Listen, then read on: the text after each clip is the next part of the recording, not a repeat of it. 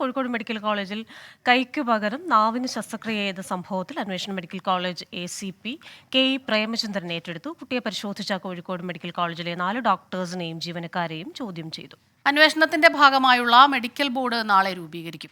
രാഹുൽ സുരേഷ് ചേരുന്നുണ്ട് കോഴിക്കോട് നിന്ന് വിവരങ്ങളുമായി. രാഹുൽ, എന്തായാലും ഇക്കാര്യത്തിൽ വളരെ ഗൗരവമേറിയ രീതിയിൽ തന്നെ അന്വേഷണം കൊണ്ടുപോകുന്നുണ്ട്. അതിന്റെ ഭാഗമായി ഒരു പ്രത്യേക സംഘം ഉണ്ടെന്ന് മനസ്സിലാക്കുന്നു. യോഗം എപ്പോഴാണ് ചേരുക? എന്തെല്ലാം കാര്യങ്ങളാണ് ഇപ്പോൾ ഉയർന്നു വരുന്നത്?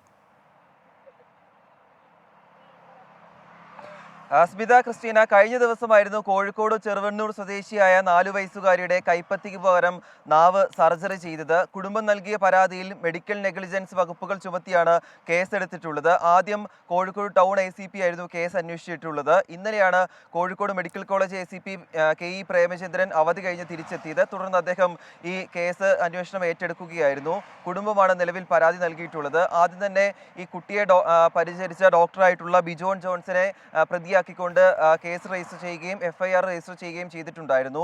ഇന്നലെയാണ് കുട്ടിയെ പരിശോധിച്ച ബിജോയ് ജോൺസൺ കൂടാതെ മറ്റ് 4 ഡോക്ടർമാരെ കൂടി ചോദ്യം ചെയ്തിട്ടുള്ളത്. അതോടൊപ്പം തന്നെ ഡ്യൂട്ടിയിലുണ്ടായിരുന്ന മറ്റ് ജീവനക്കാരെയും ഇന്നലെ മെഡിക്കൽ കോളേജിലെത്തി മെഡിക്കൽ കോളേജ് ACPയുടെ നേതൃത്വത്തിലുള്ള അന്വേഷണ സംഘം ചോദ്യം ചെയ്തിട്ടുണ്ട്.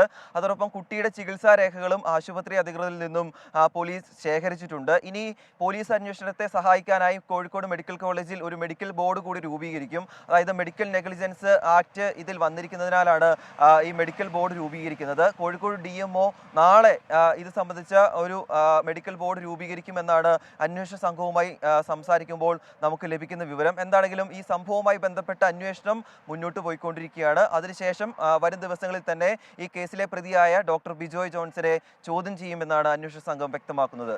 ക്രിസ്റ്റീന, സ്മിത. ശരി, രാഹുൽ സുരേഷാണ് കോഴിക്കോട് നിന്ന് വിവരങ്ങളുമായി നമുക്കൊപ്പം ചേർന്നത്.